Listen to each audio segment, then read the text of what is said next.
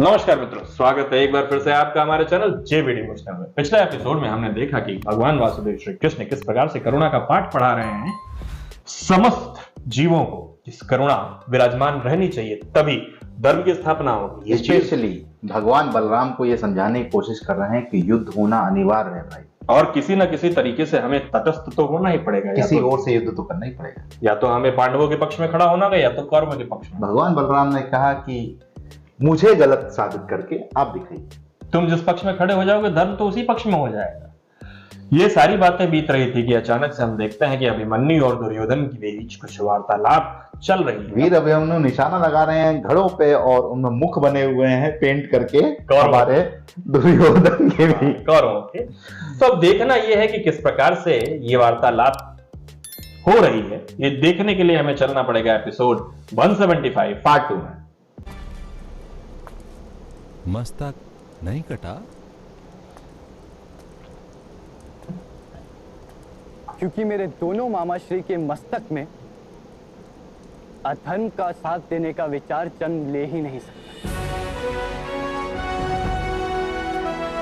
उत्तम, अति उत्तम पुत्र अभिमन्यु। यथार्थ पहचाना तुमने अपने दोनों मामाश्री। चलो, अब तुम्हारे गदा युद्ध शिक्षण का समय हो गया है।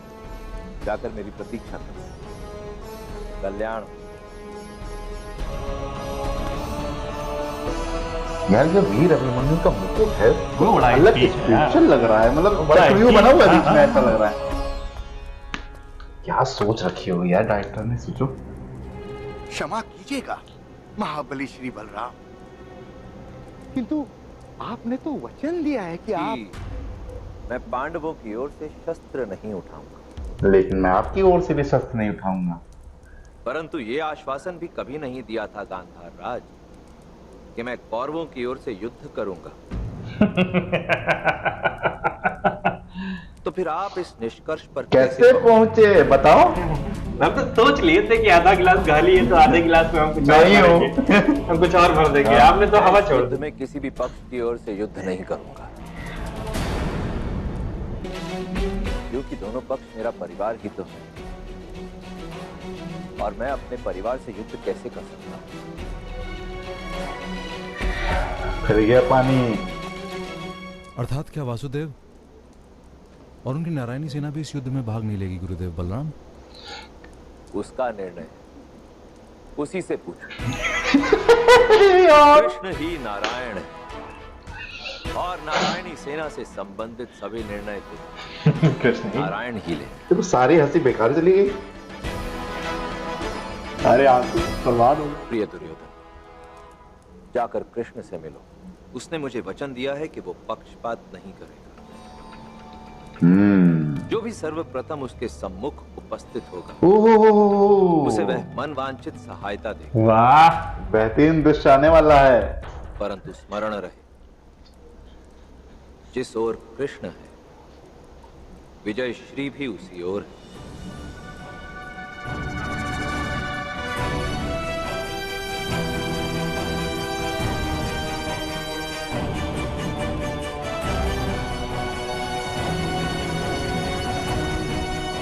आज्ञा दीजिए।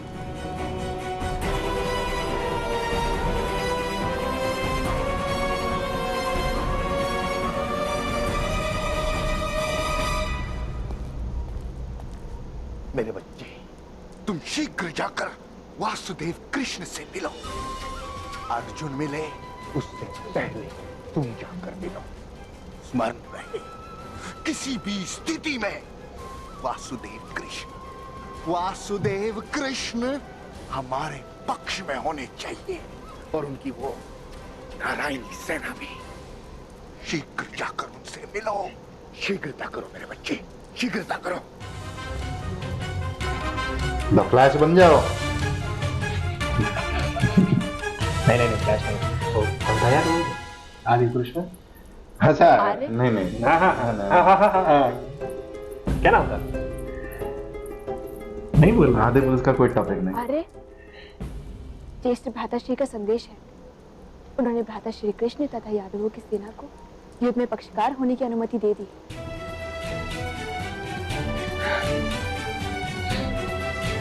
आप शीघ्र ही जाइए आर्य। भ्राता श्री कृष्ण से विनती कीजिए कि वो नारायणी सेना के साथ हमारे पक्ष में आ जाए।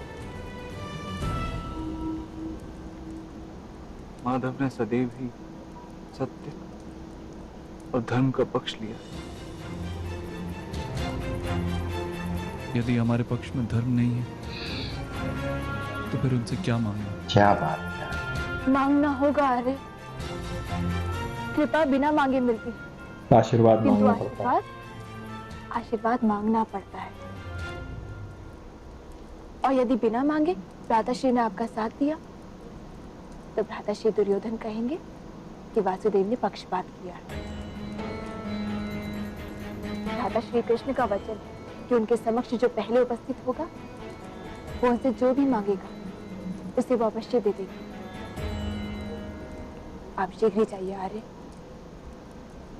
धृतराष्ट्र पुत्र से पूर्व आपको भ्राताश्री के सामने उपस्थित होना ही होगा। आप शीघ्र जाइए। एक अलग ही प्रकरण चल रहा है? देखा जाए तो जिसको मारना है और जिसको मरना है वो दोनों वही हैं।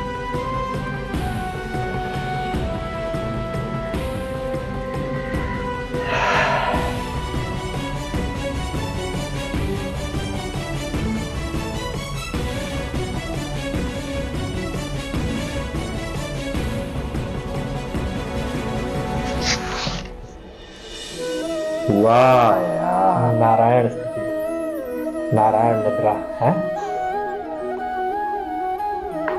ईश्वर की जो छवि होती है वो दिखाई गई है इसमें।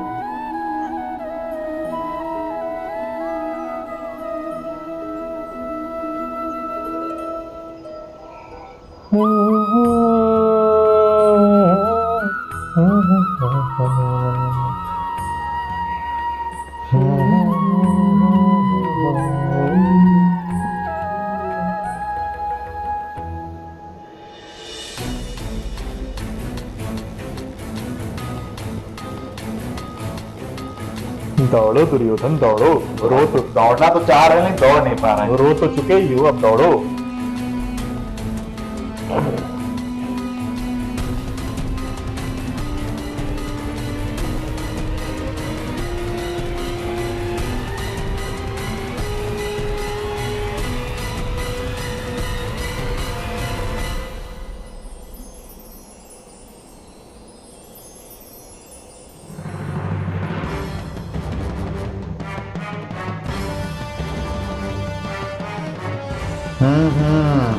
पहुंच गए।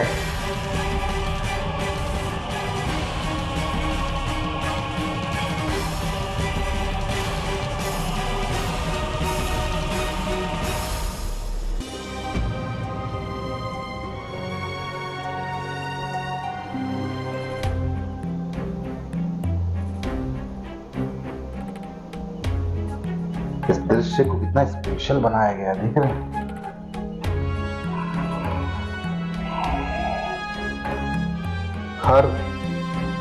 हर वस्तु से प्रकाश में, हर वस्तु में ऊर्जा है। क्षीर निद्रा में विराजमान है।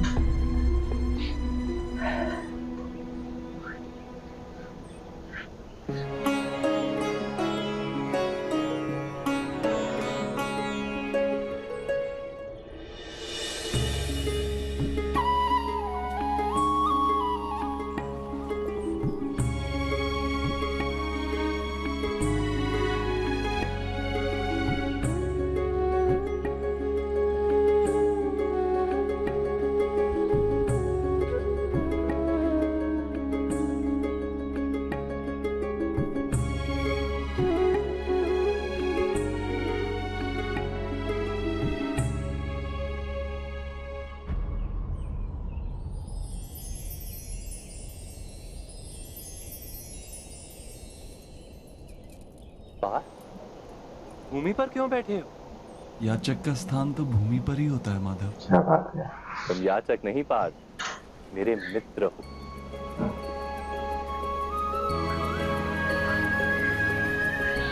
यदि मित्र हो तो स्थान का क्या महत्व?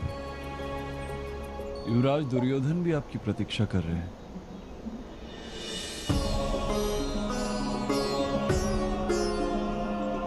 बधाइए भ्राता दुर्योधन, आप सर पर बैठे थे ना, इसलिए दिखाई क्षमा कीजिएगा। वासुदेव, मैं आपके सर पे नहीं बैठा, सर के पास बैठा हूं। उत्तम, जलपान कीजिएगा। द्वारका की गायों के दूध का बना क्षीर पाक वैकुंठ में भी नहीं मिलेगा। आभार वासुदेव, मैं यहां जलपान करने नहीं आया, महत्व के विषय में मंत्रणा करने आया हूं। मंत्रणा भी अवश्य करेंगे भ्राता दुर्योधन, पहले पार्थ की याचना तो सुन लो। कहो पार्थ। किंतु वासुदेव, आपने तो गुरुदेव बलराम को वचन दिया था कि जो सबसे पहले आपके पास आएगा आप उसके पक्ष में जुड़ेंगे। असंभव। दाऊ मेरे कथन का ये अर्थ निकाल ही नहीं सकते। मैंने ये कहा था कि जो मेरे समक्ष सबसे पहले आएगा उसका मांगा हुआ मैं अवश्य दूंगा। प्रथम तुम कहो पार्थ।